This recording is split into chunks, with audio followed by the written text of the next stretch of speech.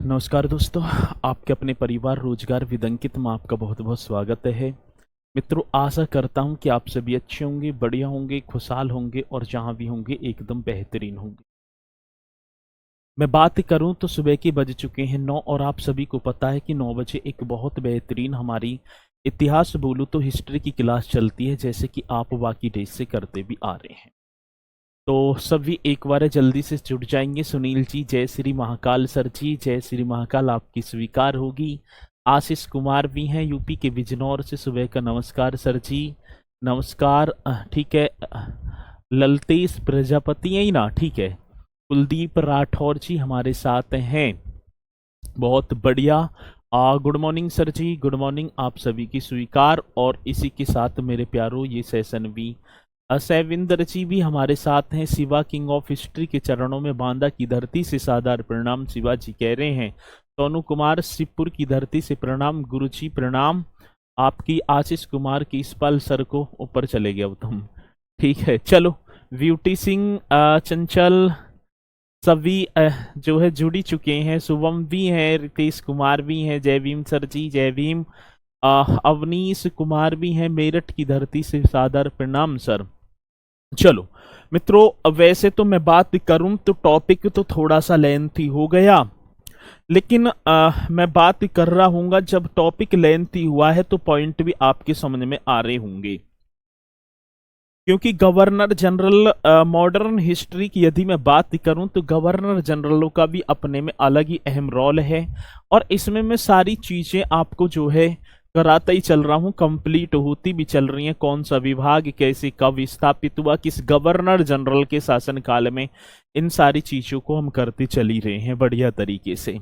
और मैं आशा करूंगा कि यदि आपने बहुत बढ़िया तरीके से क्लासें और नोट्स बनाते चले तो बाकी तो आपको हिस्ट्री पढ़ने की जरूरत ना पड़ेगी। एक बार यदि थोड़ा सा, ठीक है ना, बस थोड़ा सा जो है, मतलब कि अब जैसे कुछ बच्चे कहते भी रहे सर हिस्ट्री कब कंप्लीट होगी, कब कंप्लीट होगी। करवाने को तो मैं इसे 5 दिन में करवा दूंगा, पीडीएफ लगाऊंगा, धेड़ धेड़ करवा दूंगा, लेकिन उसमें ना है कोई भी फायदा ना हो पाएगा, ठीक है। तो और यदि हम नोट्स बनाते हुए चल रहे हैं, यदि हमारे 5 दिन एक्स्ट्रा भी लग गए और चीजें कंप्लीट होगी तो उससे बड़ी तो कोई बात ना होगी, समझ रहे हो ना। और यदि तुम्हें ऐसे ही, जैसे कुछ बच्चे कहते भी रहे हैं, अब भी कह रहे हैं सर हिस्ट्री कब कंप्लीट होगी, ठीक है। चलो, श्री भगवान जी मुझसे नाराज हो क्या गुरुजी? ना, मैं क्यों नाराज होऊंगा। अब यदि आप, जैसी आपकी इच्छा है मैं ऐसे कर दूंगा, ठीक है। तो यदि इस तरीके से चल रहे हैं तो और बढ़िया है, बहुत बढ़िया। तो चलो ठीक है, चलते हैं। भारत के गवर्नर जनरल, और गवर्नर जनरल में भी चल रहा था डलहौजी, आपने पढ़ा भी होगा लॉर्ड डलहौजी, और कुछ पॉइंट तो हमारे डलहौजी के हो गए थे, ठीक है ना। लॉर्ड डलहौजी के और कुछ पॉइंट रह गए हैं, तो इस तरीके से हम कर रहे होंगे लॉर्ड डलहौजी। कौन सी हौजी की बात है तो हम बता रहे होंगे भैया लॉर्ड डलहौजी। समय में एक बार लिख दूंगा, कोई दिक्कत ना होगी। 1848 से लेकर और 1856 तक, ये लॉर्ड डलहौजी 1848 से 1856 ईस्वी तक गद्दी पर बैठे थे। अब चलो इनके बारे में हम पढ़ रहे होंगे बहुत बढ़िया तरीके से डलहौजी के बारे में। मित्रों, डलहौजी ने 1856 में कलकत्ता के स्थान पर मेरठ को सेना की तोपखाने की मुख्य छावनी और शिमला को राजनीतिक मुख्यालय बनाया था। मैं बात बताऊं, व्यपगत नीति बता दो सर जी। व्यपगत नीति, राज्य हड़प नीति, बोलू डॉक्ट्रिन ऑफ लैप्स नीति, एक ही तो थी जिसके तहत राज्यों को हड़पा जाता था, ठीक है, ये नीति थी। चलो, अब मैं बात आपकी कर रहा हूं क्या सर जी? डलहौजी की बात है, तो डलहौजी ने 1856 में कलकत्ता के स्थान पर, ऐसे लिख देना है, यदि क्वेश्चन पूछा जाएगा तो आप बता रहे होंगे डलहौजी ने, ठीक है ना। डलहौजी ने ऐसे लिखेंगे बढ़िया तरीके से सर जी। किसने? डलहौजी ने जी। डलहौजी ने 1856 की बात होगी। डलहौजी ने 1856 में कलकत्ता के स्थान पर, किसके स्थान, पहले जो सेना का जो मुख्यालय था ना वो क्या था सर जी? कलकत्ता। ये आप बता रहे होंगे कौन से स्थान की बात होगी, तो आप बताएंगे कलकत्ता के स्थान पर। दोबारा एक बार देखेंगे। डलहौजी ने 1856 में कलकत्ता के स्थान पर मेरठ को सेना के तोपखाने की मुख्य छावनी स्थान पर मेरठ को, ये लिख देना, यही मेरठ, मेरठ को सेना के, किसकी बात होगी सर जी, मेरठ को सेना के तोफ खाने की छावनी, कौन सा, तो आप बता रहे होंगे सर जी तोफ खाने की छावनी। ये आप लिख देना बढ़िया तरीके से, किसकी छावनी की बात होगी, तोप खाने की छावनी। तो मैं बात करूं, डलहौजी ने 1856 में कलकत्ता के स्थान पर मेरठ को सेना के तोपखाने की छावनी और शिमला को राजनीतिक और सैनिक मुख्यालय बनाया। तो छावनी, और मैं बात करूं इस तरीके से लिख देना, और सर जी शिमला को, और किसकी बात होगी, तो आप बता रहे होंगे और शिमला को, ये आप लिख देंगे सर जी शिमला को राजनीतिक और सैनिक मुख्यालय बनाया था, और शिमला को राजनीतिक और सैनिक मुख्यालय बनाया था। कैसा होगा सर जी, राजनीतिक एवं, यदि मैं बात करूं राजनीतिक एवं सैनिक, ठीक है ना, राजनीतिक एवं सैनिक मुख्यालय बनाया था। एक पॉइंट तो ये आपका हो गया, मुख्यालय बनाया था। यदि क्वेश्चन हमसे पूछा जाएगा तो आप निश्चित तौर पर बता रहे होंगे मुख्यालय बनाया था। अब यहां तक किसी कोई डाउट हो तो आप बता दो। ये तो हो गया सेना के तोपखाने का मुख्यालय मेरठ में और शिमला को राजनीतिक मुख्यालय बना दिया। मित्रों, डलहौजी ने 1854 ईस्वी में डाक टिकट का प्रचलन किया था। मैं बात करूं सर जी किसकी बात होगी, तो आप बता रहे होंगे डाक टिकट का प्रचलन और डाक खाना एक्ट पारित किया और डाक विभाग का पुनर्गठन कर दिया। यदि मैं बात करूं 1854 ईस्वी की बात होगी, कौन सी वर्ष की बात है सर, तो आप बता रहे होंगे 1854 ईस्वी में। ये आपको बता देना है कौन सी वर्ष की बात होगी, 1854 ईस्वी की बात है। 1854 ईस्वी में डाक टिकट का प्रचलन, कौन से टिकट का, तो आप लिखेंगे सर जी डाक टिकट का प्रचलन, ये कर देना है। 1854 की बात थी तो डाक टिकट का प्रचलन हो गया। डाक खाना एक्ट कौन सा सर जी, डाक खाना, ये आपको कर देना है कौन सा, डाक खाना एक्ट पारित किया, डाक खाना एक्ट पारित, और आप लिखेंगे सर जी डाक खाना एक्ट पारित तथा, अब मैं एक और बात करूं, डाक खाना एक्ट पारित तथा मैं बात करूं डाक विभाग का पुनर्गठन। कौन सी विभाग की बात होगी, तो मैं आपके सामने लिख रहा हूं डाक विभाग का पुनर्गठन। इस तरीके से कर देना है, डाक विभाग का पुनर्गठन किया। किसका किया है सर जी, डाक विभाग का पुनर्गठन किया। किसने किया है, तो आप बताएंगे डलहौजी ने। कब किया, 1854 ईस्वी की यहां पर बात होगी। सार्वजनिक निर्माण विभाग, जिसे हम पीडब्ल्यूडी बोल देते हैं, please sir help me, Vishwanath Kumar ji कह रहे हैं, बताओ कैसे सर, मैं फर्स्ट टाइम फॉर्म भराऊं, कैसे जाऊं भोपाल एग्जाम देने, कैसे जाओ, ट्रेन से जाओ, मैं चल दूंगा, और बताओ, मुझे ले चलियो भैया, मैं घूम आऊंगा फिर आऊंगा, ठीक है ना, और नहीं तो जो है सीधे चले जाना, ट्रेन से जाना चाहिए, एग्जाम दे के आना चाहिए। चलो अगले पॉइंट की मैं बात करूं सर जी, सार्वजनिक निर्माण विभाग पीडब्ल्यूडी का, ये मैं बात करूं एक सार्वजनिक निर्माण विभाग है। कौन से निर्माण की बात होगी, ये अपने में बहुत ही इंपोर्टेंट क्वेश्चन है। सार्वजनिक निर्माण विभाग, इस तरीके से आपको लिखना होगा। कौन से विभाग की बात होगी, तो आप बता रहे होंगे सार्वजनिक निर्माण विभाग, इसे हम बोलेंगे पीडब्ल्यूडी, सार्वजनिक निर्माण विभाग। व एक और है लोक सेवा विभाग, ठीक है ना, कौन सा सर जी, लोक सेवा विभाग, इस तरीके से कर देना है। लोक सेवा विभाग का गठन, ये आप बता रहे होंगे लोक सेवा विभाग का गठन किसने किया था, तो आप बता रहे होंगे सर जी गठन किया तो किसने, लॉर्ड डलहौजी ने, ये लॉर्ड डलहौजी ने किया। इस तरीके से आपको लिख देना है। सार्वजनिक निर्माण विभाग पीडब्ल्यूडी पीडब्ल्यूडी व लोक सेवा विभाग का गठन कर दिया किसने? डलहौजी ने। आ रही है बात समझ में? चलो यहां तक पॉइंट आपके समझ में आ गए। चलो इसने बहुत काम किए हैं। 1891 में भारतीय भू सर्वेक्षण विभाग की स्थापना भी की इन्होंने ही मित्रों। 1851 ईस्वी की बात है। 1851 ईस्वी में भू सर्वेक्षण विभाग कौन सा होगा सर? आप बता रहे होंगे भू जी सर्वेक्षण विभाग। कौन सी सर्वेक्षण की बात है? तो मैं बात कर रहा हूंगा 1851 ईस्वी में भू सर्वेक्षण विभाग।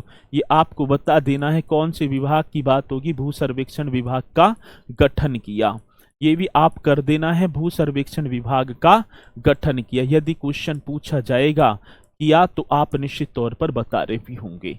1851 में भू सर्वेक्षण विभाग का गठन किसने कर दिया? तो आप बता रहे होंगे भू सर्वेक्षण विभाग सरजी या की स्थापना की किसने? लॉर्ड डलहौजी ने। पूछे जाते हैं, पूछे जाएंगे तो आप बता रहे भी होंगे। एक चार्ल्स वुड डिस्पेच शिक्षा समिति थी। 1854 ईस्वी की बात है और मैंने वुड डिस्पेच लिखवाया भी होगा। वुड डिस्पेच में लंदन विश्वविद्यालय के आदर्श पर या लंदन विश्वविद्यालय के आधार पर भारत में मेरे प्यारों 3 विश्वविद्यालय स्थापित करने की मांग की गई थी और वो थे कलकत्ता, मद्रास और बंबई में, जो 1857 ईस्वी में मतलब बने भी हैं। तो वो लेकिन पारित किसके समय हुए थे? तो आप बता रहे होंगे डलहौजी के। ठीक है ना? किसके भैया? डलहौजी के। अब मैं बात करूं कि भारत की प्रथम रेलगाड़ी, ये भी क्वेश्चन अपने में बड़ा जानदार होगा और आप बता रहे होंगे सर जी भारत की, इस तरीके से लिखेंगे सर जी भारत की क्या होगा? प्रथम रेलगाड़ी। भारत की प्रथम क्या होगी? तो आप बता रहे होंगे भारत की प्रथम रेलगाड़ी। ठीक है, भारत की प्रथम रेलगाड़ी ये आपको कर देना है। अब मैं बात करूं कि कब चली, तो 16 अप्रैल की बात होगी सर। 16 अप्रैल 1853 ईस्वी की बात थी। 16 अप्रैल 1853 ईस्वी को, 16 अप्रैल 1853 ईस्वी को कहां से? तो आप बता रहे होंगे सर जी मुंबई से। ठीक है ना? कहां से?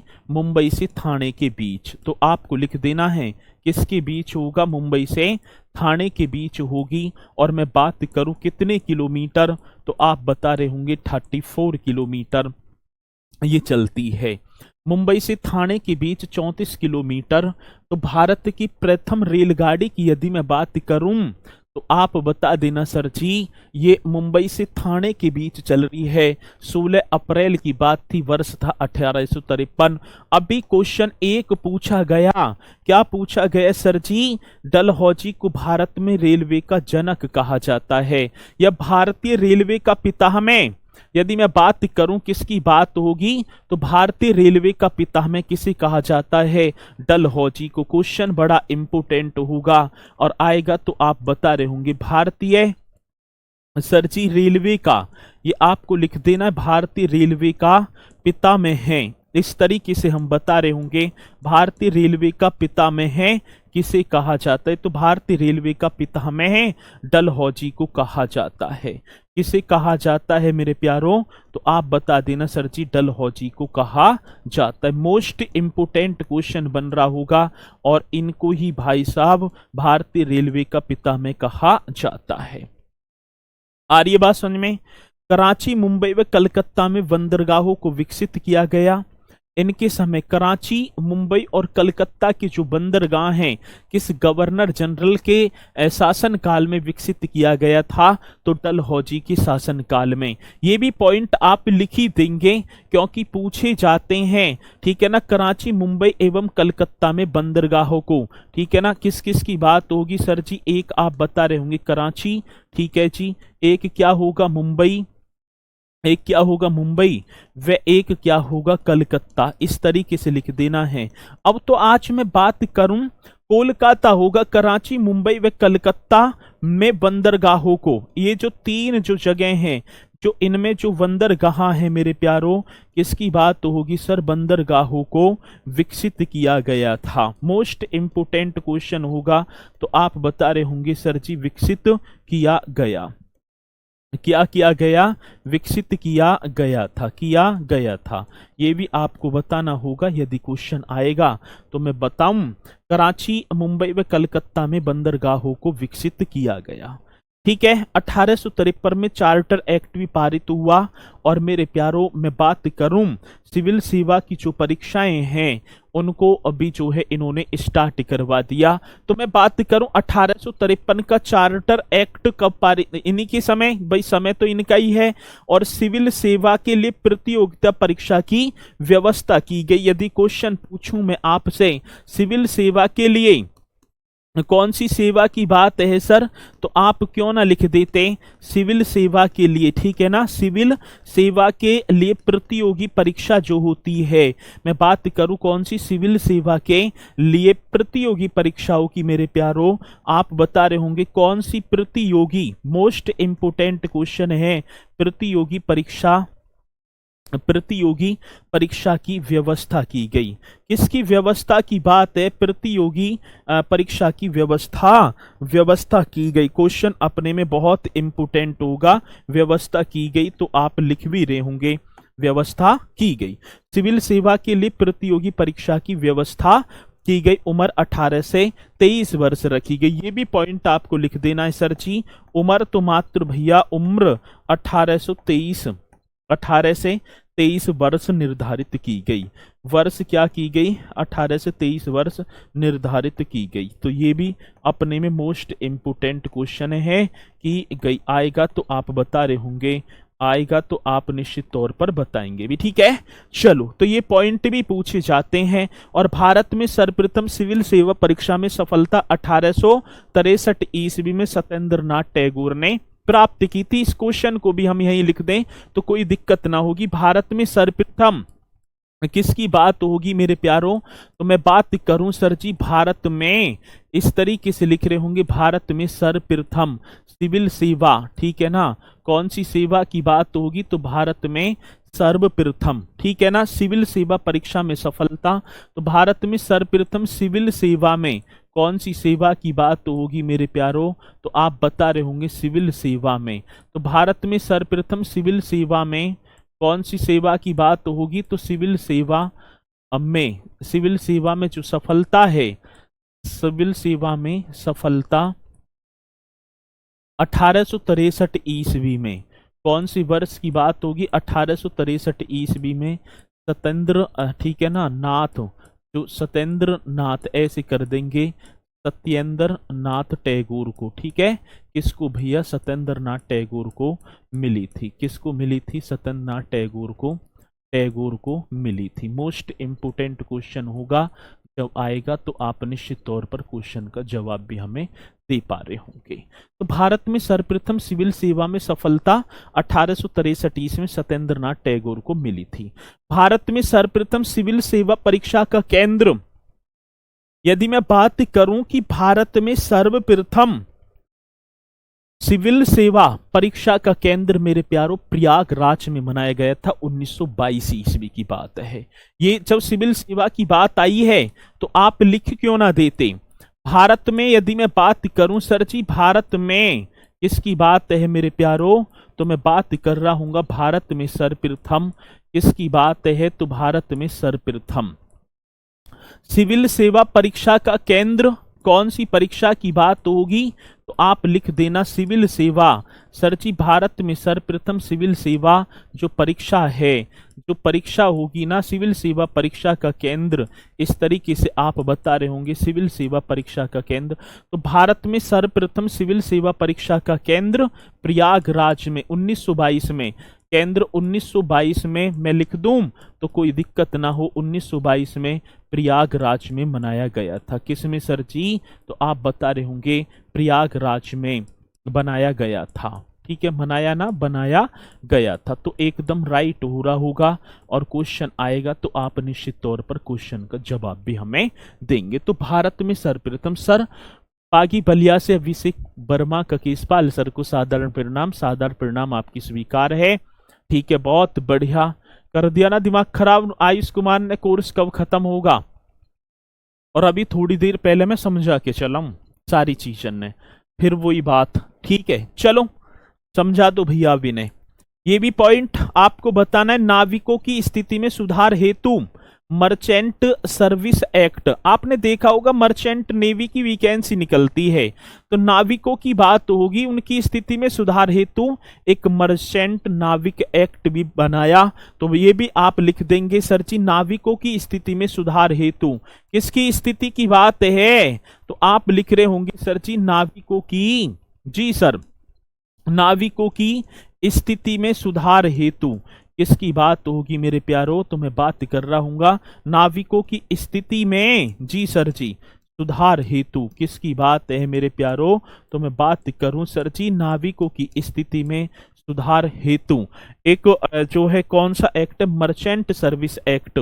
ठीक है, मैं बात करूं सर जी मर्चेंट, ऐसे लिख देना है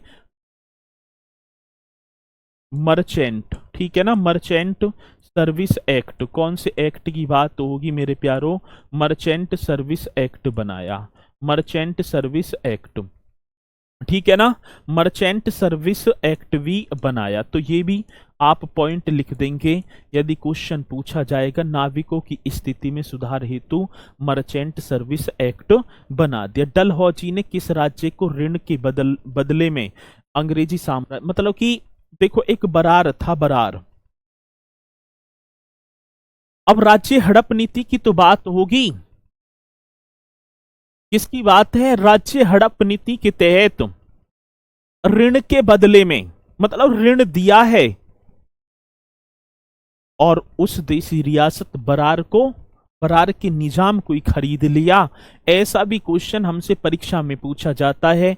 और मैं एकदम उस स्तर से आपको बता रहा हूं जो क्वेश्चन आज वर्तमान में चल रहे हैं। डलहौजी ने किस राज्य को ऋण के बदले में अंग्रेजी साम्राज्य में मिलाया था, ऐसा क्वेश्चन पूछा जाएगा तो आप बता रहे होंगे सर जी डलहौजी ने, इस तरीके से लिखेंगे डलहौजी ने किस राज्य को, मेरे लाडलो आपको बता देना है डलहौजी ने सर जी किस राज्य को ऋण के बदले, किस राज्य को यदि मैं बात करूं किसके बदले, तो आप बता रहे होंगे सर जी ऋण के बदले। तो डलहौजी ने किस राज्य को ऋण के बदले अंग्रेजी साम्राज्य में, कौन सी साम्राज्य की बात होगी, तो हम बता रहे होंगे अंग्रेजी साम्राज्य में मिलाया था, अंग्रेजी साम्राज्य में मिलाया था। मोस्ट इंपोर्टेंट क्वेश्चन बन रहा होगा, अंग्रेजी साम्राज्य में मिलाया था, आएगा क्वेश्चन तो आप बता रहे होंगे, तो ये होगा आपका बरार। क्या होगा सर जी, बरार, इस तरीके से कर देना, जो बरार का निजाम है उसको ही खरीद लिया। डलहौजी ने अंग्रेजी साम्राज्य में किन राज्यों का विलय युद्ध द्वारा किया था, ऐसे क्वेश्चन भी होंगे, ठीक है ना, यदि पूछा जाए तो आप निश्चित तौर पर बता रहे होंगे। एक तो ऐसा क्वेश्चन होगा और एक दूसरा क्वेश्चन क्या होगा, वो ऐसे पूछा जाएगा, कैसे सर जी, यदि मैं बात करूं तो डलहौजी ने, किसकी बात है सर जी, डलहौजी ने अंग्रेजी साम्राज्य में किन राज्यों का विलय, ठीक है ना, युद्ध द्वारा किया था। डलहौजी ने यदि मैं बात करूं किसकी बात कह दी सर जी, तो आप बताएंगे डलहौजी ने अंग्रेजी साम्राज्य में, कौन से साम्राज्य में, अंग्रेजी साम्राज्य में, इस तरीके से लिख देना है यदि क्वेश्चन आए, अंग्रेजी साम्राज्य में किन राज्यों का विलय, मेरे प्यारों ये बात होगी सर जी किन राज्यों का विलय, किन राज्यों का विलय, ये आप ही को तो बताना है, किन राज्यों का विलय, किसके द्वारा, किन राज्यों का विलय युद्ध द्वारा किया था। युद्ध मतलब पहले युद्ध किया, युद्ध द्वारा मतलब कि युद्ध जीते, और युद्ध जीतने के बाद उन देसी राज्यों को, तो एक तो होगा आपका पंजाब और एक होगा बर्मा। पंजाब व सर जी किसकी बात होगी, तो आप बता रहे होंगे पंजाब व बर्मा का, पंजाब व बर्मा, इस तरीके से लिख देना है पंजाब व बर्मा। तो ये क्वेश्चन पूछे जाते हैं पंजाब व बर्मा को, और पंजाब को 1849 में मिला दिया, पंजाब को तो आप सभी को पता होगा 1849 में, और जी के बर्मा को 1852 में।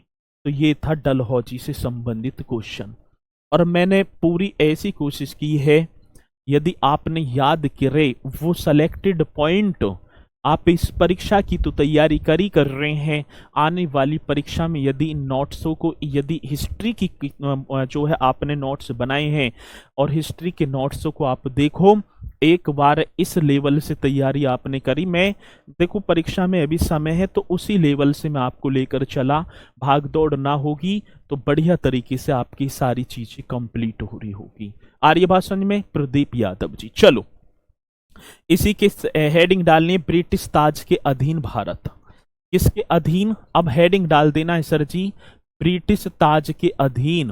कौन सी ताज की बात तो होगी तो आप बता रहे होंगे सर, ब्रिटिश ताज के अधीन, ब्रिटिश ताज के अधीन भारत। किसके अधीन की बात है? ब्रिटिश ताज के अधीन मैं बात कर रहा हूं भारत। मित्रों 1857 ईस्वी में एक क्रांति हो जाती है। 1857 की क्रांति के पश्चात मैं बात करूं, एक भारत के इतिहास में नया मोड़ आ गया। अब भारत की जो राजनीतिक जो सत्ता है वो ब्रिटिश क्राउन के हाथ में सौंप दी गई। अभी तक तो गवर्नर जनरल भारत के शासन को कर रहे हैं, अब भारत का शासन होगा ब्रिटेन के द्वारा। ब्रिटेन से कानून बनेंगे भारत के लिए। इसके लिए? भारत के लिए।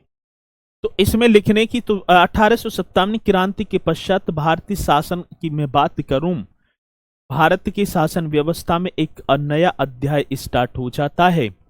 और भारत का जो शासन है मैं बात करूं सर जी किसके हाथों में? ब्रिटेन के क्राउन के हाथों में सौंप दिया गया। अब भारत का शासन ब्रिटेन की सरकार चलाएगी। बर्मा कौन सा राज्य था? पहले मैं बात करूं ये आपका नेपाल, ठीक है, म्यांमार, ये सब भारत में ही तो लगते थे, ठीक है। तो बाद में ये जो है अलग अलग हो गए हैं, ठीक है। चलो तो ये आपको बताने हैं। अब इसी के साथ मित्रों मैं एक नाम लिख रहा हूंगा, कैनिंग। आपने पढ़ा भी होगा, और लॉर्ड कैनिंग जिसे मैं बोलूं तो कोई दिक्कत ना हो। लॉर्ड कैनिंग आपने पढ़ा भी है सर जी, लॉर्ड कैनिंग ऐसे कर देना, लॉर्ड कैनिंग। 1856 से लेकर 1862 ईस्वी तक गद्दी पर बैठेगा। मैं बात करूं तो कब तक? 1856 से और 1862 ईस्वी तक। 1856 से 1862 ईस्वी तक लॉर्ड कैनिंग का समय रहा मेरे प्यारों। इसकी बात रही लॉर्ड कैनिंग की। कैनिंग कंपनी शासन के अधीन नियुक्त अंतिम गवर्नर जनरल था और ब्रिटिश क्राउन के जो है ब्रिटिश क्राउन के द्वारा नियुक्त प्रथम वायसराय था। गवर्नर जनरल का पद समाप्त कर दिया, अब वायसराय होंगे। कौन होंगे? वायसराय। अब मैं बात करूं तो भारत का प्रथम कंपनी के अधीन प्रथम गवर्नर जनरल कौन था? तो आप बता रहे होंगे सर जी उसका नाम था मेरे प्यारों लॉर्ड विलियम वेंटिंग। और कंपनी के अधीन अंतिम पूछा जाएगा तो लॉर्ड कैनिंग था। क्यों? अब कंपनी ना नियुक्त करेगी, अब कौन? अब सारी सत्ता ब्रिटेन के हाथों में पहुंच गई है, ठीक है। चलो मित्रों मैं बात करूं कैनिंग कंपनी शासन के अधीन नियुक्त, यदि मैं बात करूं किसकी बात होगी तो आप लिख देंगे सर जी कैनिंग। इस तरीके से बता रहे होंगे कैनिंग कंपनी, इस तरीके से लिखेंगे। यदि मैं बात करूं किसकी? कैनिंग की। कंपनी शासन के अधीन, कौन से? कंपनी शासन के अधीन, इस तरीके से लिखेंगे सर जी। कैनिंग की बात होगी, कैनिंग कंपनी शासन के अधीन, अधीन जो है नियुक्त अंतिम, अधीन ऐसे लिख देना है, नियुक्त अंतिम गवर्नर जनरल। कैसा होगा सर जी? अंतिम गवर्नर जनरल था। कंपनी के अधीन की बात है, अंतिम गवर्नर जनरल, जी सर, अंतिम गवर्नर जनरल। तथा यदि मैं बात करूं किसकी बात होगी तो कैनिंग कंपनी शासन के अधीन नियुक्त अंतिम गवर्नर जनरल तथा ब्रिटिश क्राउन, कौन सी क्राउन की बात होगी सर? आप यहां लिखी क्यों ना देते, ब्रिटिश क्राउन के अधीन। इस तरीके से भी हम लिखेंगे। अब तो शासन ब्रिटिश या ब्रिटिश क्राउन के तहत नियुक्त, ऐसे भी लिखते हैं, ब्रिटिश क्राउन के तहत नियुक्त। तहत यदि मैं बात करूं, नियुक्त सर जी प्रथम, नियुक्त प्रथम वायसराय था। कैसी वायसराय की बात होगी, आप बता रहे होंगे सर जी प्रथम नियुक्त प्रथम वायसराय था। तो ये क्वेश्चन हमसे बहुत ही ज्यादा बार पूछे जाते हैं, और जब पूछे जाते हैं तो आप बता रहे होंगे एक एक क्वेश्चन के बारे में।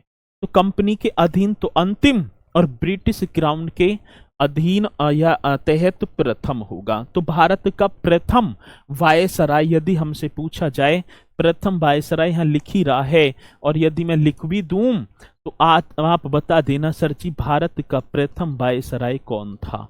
तो आप ऐसे लिखेंगे भारत का सर जी प्रथम वायसराय। मोस्ट इंपोर्टेंट क्वेश्चन होगा, भारत का प्रथम वायसराय, ठीक है, लॉर्ड कैनिंग था। कौन सी कैनिंग की बात होगी मेरे प्यारों, तो मैं बात कर रहा हूंगा भारत का प्रथम वायसराय लॉर्ड कैनिंग था। आ रही बात समझ में? चलो मैं बात करूं 1857 का विद्रोह, मेरे प्यारों इसके काल की प्रमुख घटना थी 1857 का विद्रोह। आप सभी को पता भी होगा 1857 का विद्रोह, इसके समय की प्रमुख घटना बताई जाती है। ठीक है, 1857 का विद्रोह हमसे पूछा जाए। अगले पॉइंट की बात होगी विधवा पुनर्विवाह अधिनियम 1856, इसी के समय पारित हुआ। मैं कौन सी विवाह की बात करूं सर जी, विधवा पुनर्विवाह अधिनियम। इस तरीके से और आपने पढ़ा भी होगा, मैं बात कर रहा हूंगा सर जी विधवा पुनर्विवाह अधिनियम। ठीक है, विधवा पुनर्विवाह अधिनियम, और ये कब की बात होगी, तो ये होगा विधवा पुनर्विवाह अधिनियम 1856। अब एक और बात मेरी सुन लो ध्यान से मित्रों, विधवा पुनर्विवाह अधिनियम था क्या? पहले आपने देखा होगा, यदि हम पुरानी फिल्मों की तरफ नजर डालें, यदि किसी स्त्री का पति का देहावसान हो जाता है तो उसके लिए सफेद साड़ी होती थी, उसे अलग अलग ताहने मिलते थे, गंजीवी करवा दिया जाता था,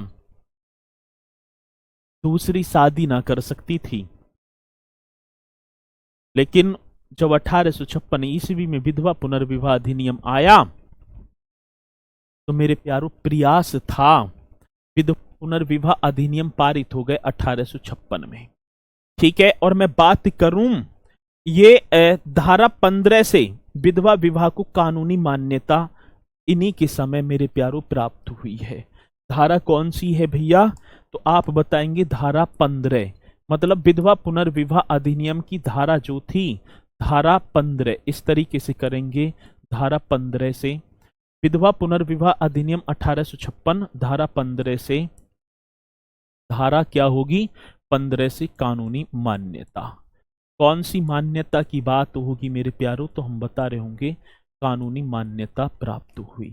कानूनी मान्यता इस तरीके से लिखेंगे प्राप्त हुई। मोस्ट इंपोर्टेंट क्वेश्चन होगा प्राप्त हुई। आता है क्वेश्चन, प्रयास किसका था विधवा पुनर्विवाह, सती प्रथा ना होगी। तो मैं बात करूं सर जी इसे पारित करवाने में प्रयास, यदि मैं प्रयास की बात करूं तो आप लिख देना सर जी ईश्वर चंद विद्यासागर। नाम पढ़ा होगा आपने, कौन से चंद होंगे सर, ईश्वर चंद विद्यासागर, ये आप लिख देंगे।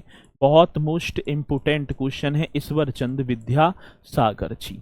और इनकी एक पुस्तक है, एक पुस्तक भी इन्होंने लिखी है बहु विवाह। ठीक है, कौन सी विवाह की बात है, तो आप बता रहे होंगे बहु विवाह, ये भी आप लिख देंगे। कौन सी विवाह की बात है सर, बहु विवाह नामक पुस्तक के लेखक कौन है, ईश्वर चंद विद्यासागर होंगे।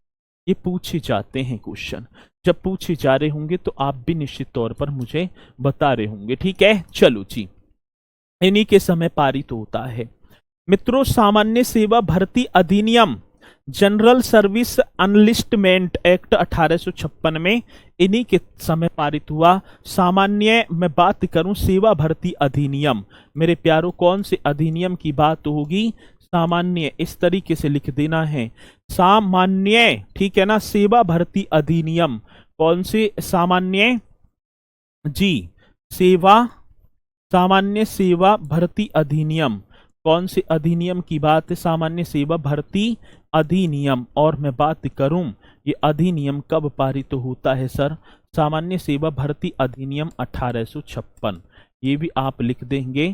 सामान्य सेवा भर्ती अधिनियम 1856 किसके समय, तो आप लिख देंगे सर जी कैनिंग के समय। महालेखा परीक्षक पद का सृजन, मेरे प्यारों आपने आज देखा होगा, यदि मैं इंडियन कॉन्स्टिट्यूशन की तरफ जाऊं तो आर्टिकल 148 में मिलता है नियंत्रक एवं महालेखा परीक्षक की नियुक्ति राष्ट्रपति करेगा। वो पहले नाम था महालेखा परीक्षक, तो महालेखा परीक्षक जो पद का सृजन 1857 ईस्वी में कैनिंग ने किया था। ये भी क्वेश्चन अपने में बहुत इंपोर्टेंट होगा और बताना है सर जी, क्या बता देना है। यदि मैं बात कर रहा हूँगा महालेखा परीक्षक, ठीक है, पद का सृजन कैनिंग के समय 1857 में हुआ था। यदि मैं बात करूं कौन से की बात होगी, तो आप बता रहे होंगे महालेखा परीक्षक, इस तरीके से लिख देना है महालेखा परीक्षक पद का जो सृजन है, मैं बात कर रहा हूँ किसकी बात है, महालेखा परीक्षक पद का सृजन 1857 ईस्वी में। मेरे प्यारों मैं बात करूं महालेखा परीक्षक पद का सृजन 1857 ईस्वी में, 1857 ईस्वी में कैनिंग के समय में हुआ था।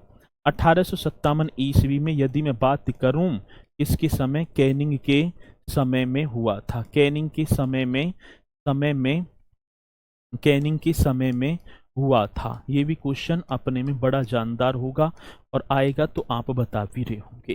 तो महालेखा परीक्षक पद का सृजन 1857 ईस्वी में कैनिंग के समय हुआ था, जिसे आज नियंत्रक एवं महालेखा। सर बैक लाइन एक बार और, ठीक है, तो आप बता रहे होंगे बढ़िया तरीके से। आप ही हो जाओ बैक, मुझे बैक करवा रहे हो, अब ना हो जाओ मुझ पे बैक। चलो भाई, तो ये भी आपको बताना है बढ़िया तरीके से। एक और होगा सर जी, 1861 में भारतीय परिषद अधिनियम पारित किया गया, जिसे पोर्टफोलियो प्रणाली। अब सर पोर्टफोलियो प्रणाली क्या है, तो मित्रों इसके द्वारा एक 5 सदस्यों का मंत्रिमंडल नियुक्त कर दिया। कितने सदस्यों का, 5 सदस्यों का एक मंत्रिमंडल। अब भारत में भी मंत्रिमंडल होगा, इस तरीके से हुआ। तो मैं बताऊं 1861 ईस्वी की बात होगी, कौन सी वर्ष की बात है, 1861 ईस्वी में। इस तरीके से लिख देना 1861 ईस्वी में भारतीय परिषद अधिनियम, 1861 ईस्वी की बात है मेरे प्यारों। तो आप बता रहे होंगे भारतीय परिषद अधिनियम, ठीक है, 1861 ईस्वी में भारतीय परिषद अधिनियम पारित किया गया। अधिनियम, ये भी अधिनियम क्या किया गया सर, पारित किया गया। मोस्ट इंपोर्टेंट क्वेश्चन बन रहा होगा, पारित किया गया आएगा तो आप निश्चित तौर पर बता भी रहे होंगे, ठीक है। 1861 ईस्वी में भारतीय परिषद अधिनियम पारित किया गया, तथा मैं बात करूं सर जी पोर्टफोलिया, ऐसे लिख देना है। कौन सी फोलिया की बात है, पोर्टफोलिया प्रणाली लागू की गई। पोर्टफोलिया प्रणाली लागू की। अब पोर्टफोलियो प्रणाली एक बार और समझेंगे। इस प्रणाली के तहत 5 सदस्यों का एक मंत्रिमंडल नियुक्त किया गया, ठीक है ना। चलो बहुत बढ़िया, तो मैं आपको बता रहूंगा 5 सदस्यों का एक मंत्रिमंडल तैयार किया गया। ये क्वेश्चन हमसे पूछा जाता है। आगे चलते हैं। रानी जो विक्टोरिया है, क्योंकि लॉर्ड कैनिंग ने 1 नवंबर 1858 ईस्वी को महारानी विक्टोरिया का घोषणा पत्र इलाहाबाद में पढ़कर सुनाया था। अब मैं बात करूं महारानी विक्टोरिया या क्वीन विक्टोरिया की उद्घोषणा के अनुसार जो डलहौजी के द्वारा राज्य हड़प नीति जो सिद्धांत, जिसे व्यपगत का सिद्धांत बोलूं, चलाया गया था, उसे समाप्त कर दिया गया। उसे क्या कर दिया सर जी, समाप्त कर दिया। ये भी क्वेश्चन बड़ा बेहतरीन। रानी विक्टोरिया की उद्घोषणा 1858 के द्वारा। यदि मैं बात करूं किसकी बात होगी, क्वीन जो है रानी विक्टोरिया, इस तरीके से बता रहे होंगे कौन सी विक्टोरिया होंगी सर जी? तो आप बता देना रानी विक्टोरिया। रानी विक्टोरिया की उद्घोषणा, रानी विक्टोरिया की क्या होगी सर? आप बता रहे होंगे उद्घोषणा, ठीक है ना, 1858 के तहत। रानी विक्टोरिया की उद्घोषणा 1858 के तहत, यदि मैं बात करूं 1858 ईस्वी के तहत, ठीक है ना, 1858 1858 के द्वारा, ऐसे लिख दो अब सही रहेगा। व्यपगत, ठीक है ना, कौन सा होगा? तो आप बता रहे होंगे सर जी व्यपगत जो सिद्धांत, जो राज्य हड़प नीति वाला जो सिद्धांत है, व्यपगत सिद्धांत को ऐसे कर देना है को सर जी समाप्त कर दिया। व्यपगत सिद्धांत को क्या कर दिया? तो आप बता रहे होंगे समाप्त कर दिया। आर्य भाषण में क्वेश्चन मोस्ट इंपोर्टेंट होगा और आएगा तो आप निश्चित तौर पर बता रहे होंगे। रानी विक्टोरिया की बात है। चलो तो पूछे जाते हैं, कौन सी बुक हिस्ट्री के लिए मेरे पास नहीं है? एक भी बुक, तो इन्हें नोट करे जाओ बढ़िया तरीके से, यही बनाने हैं, ठीक है, ये इन्हें कर लो, किसी बुक की जरूरत ना पड़ेगी। तो ये भी आप बता रहे होंगे बढ़िया तरीके से। मित्रों 1860 में मेकाले द्वारा निरूपित एक इंडियन पेनल कोड पारित किया गया, जिसे 1 जनवरी 1861 को मेरे प्यारों भारतीय दंड संहिता के रूप में लागू भी कर दिया। ये भी पूछ लिया जाता है। मित्रों भारतीय उच्च न्यायालय अधिनियम, इंडियन हाई कोर्ट एक्ट 1861 के द्वारा मैं बात करूं, मद्रास, मुंबई और कलकत्ता में 3 उच्च न्यायालयों की स्थापना इन्हीं के समय की गई थी। ये भी आप बता रहे होंगे। मैं बात करूं भारतीय उच्च न्यायालय अधिनियम, कौन से न्यायालय की बात होगी? तो आप लिख देना सर जी भारतीय जी उच्च न्यायालय अधिनियम। कौन से न्यायालय की बात कह दी सर जी आपने? भारतीय उच्च न्यायालय अधिनियम। ये भी आप बता रहे होंगे कौन से न्यायालय की बात है मेरे प्यारों? भारतीय उच्च न्यायालय अधिनियम।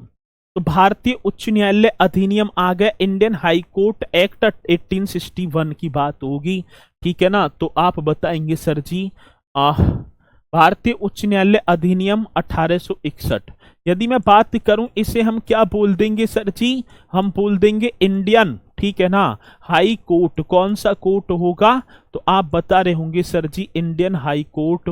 एक एक्ट आया था 1861, ठीक है ना, के द्वारा। ये भी आप लिख देंगे के द्वारा। यदि क्वेश्चन पूछा जाएगा के द्वारा तो आप बताएंगे एक तो मुंबई, पहले कलकत्ता, चलो जी, एक क्या होगा मुंबई, आज तो मुंबई व मद्रास। आज चेन्नई बोल दूं मैं तो कोई दिक्कत ना होगी।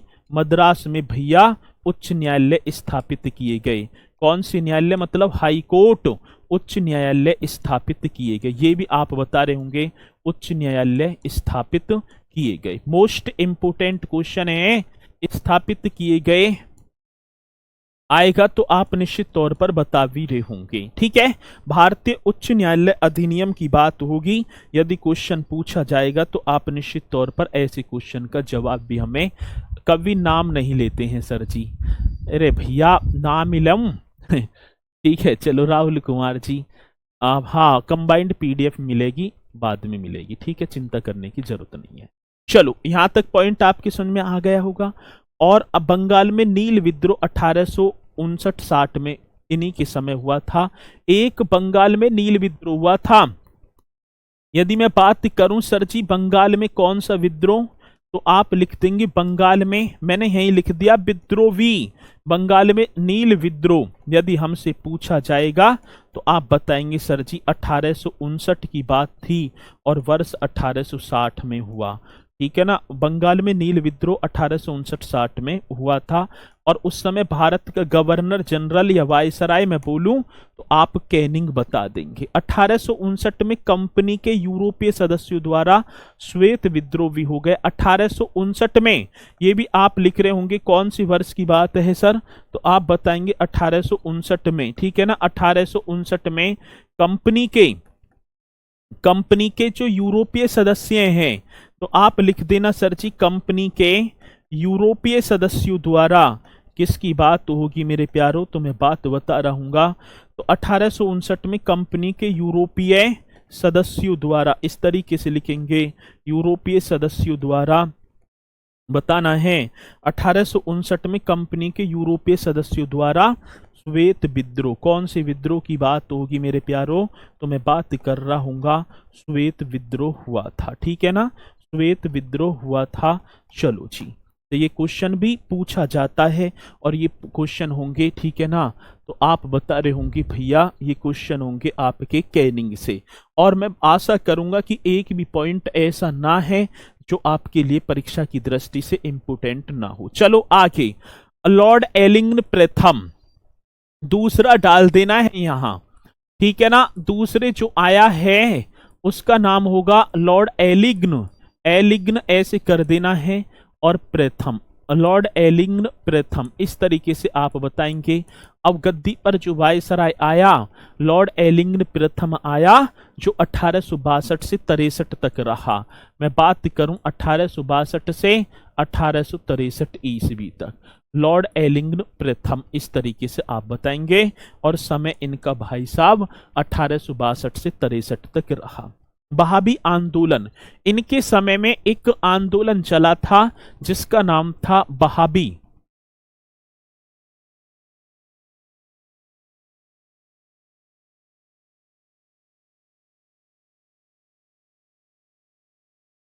सर हमसे आप लोग की लगता है कि दुश्मनी है, कोई टीचर हमारा नाम कभी, अरे भैया नाम ले लूं कैसे करोगे,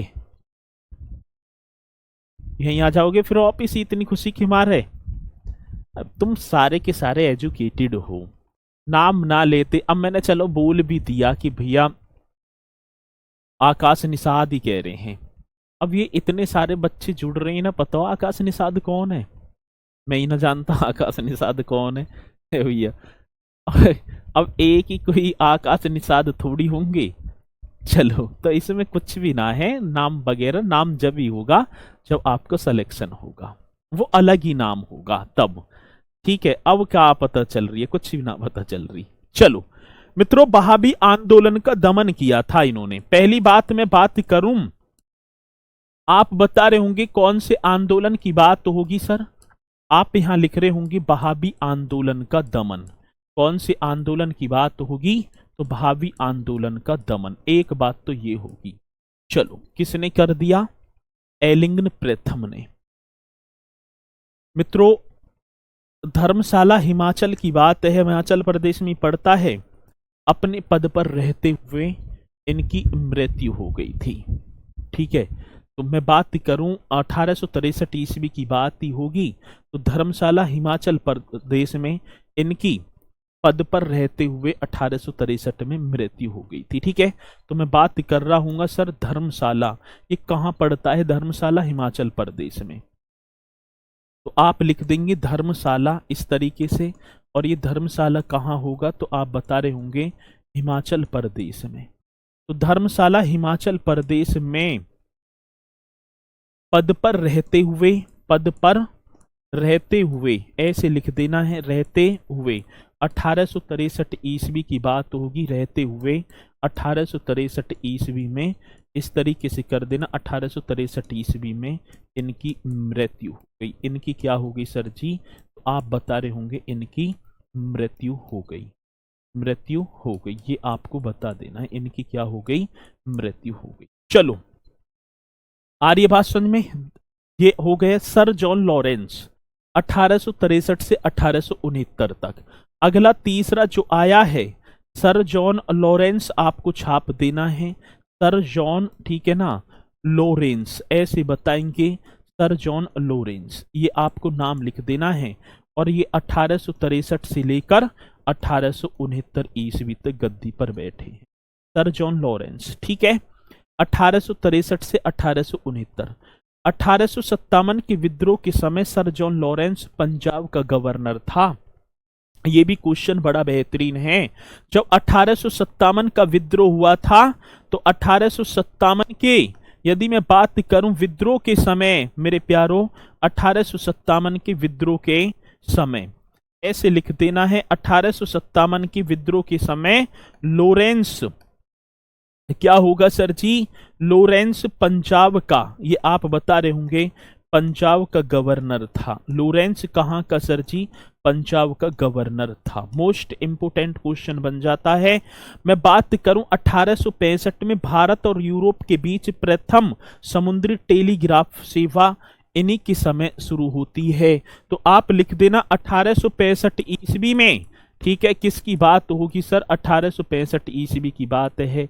1865 ईस्वी में ये आप बता रहे होंगे भारत तथा किसकी बात है सर जी? तो भारत तथा, ठीक है ना, यूरोप के बीच में। किसके बीच में भैया? यूरोप के बीच में। ठीक है ना, इस तरीके से बता रहे होंगे, यूरोप के बीच में प्रथम समुद्री सेवा। कौन सी सेवा की बात होगी? तो आप बता रहे होंगे सर जी, प्रथम जो समुद्री सेवा या प्रथम समुद्री टेलीग्राफ सेवा। कौन सी ग्राफ की बात है सर जी? प्रथम समुद्री जो है टेलीग्राफ सेवा की शुरुआत हुई। सेवा की यदि मैं बात करूं तो आप बता रहे होंगे सेवा की शुरुआत हुई। ये भी क्वेश्चन शुरुआत हुई, ये भी अपने में मोस्ट इंपोर्टेंट क्वेश्चन होगा। 1865 में भारत तथा यूरोप के बीच में प्रथम समुद्री टेलीग्राफ सेवा की शुरुआत हुई। ठीक है ना, आता है क्वेश्चन तो आप निश्चित तौर पर बता रहे होंगे लॉरेंस बिश्नोई नहीं है। ठीक है, हाँ, तो यहां से कर रहे होंगे हम कल अगले गवर्नर जनरल को बढ़िया तरीके से। तो आपको करते चलना है, ठीक है ना, और सभी के पॉइंट समझ में भी आ रहे होंगे। इसी के साथ मेरे प्यारों मैं अपनी वाणी को दे रहा हूँ विराम। तो सभी बोलेंगे सर जी जय हिंद जय भारत।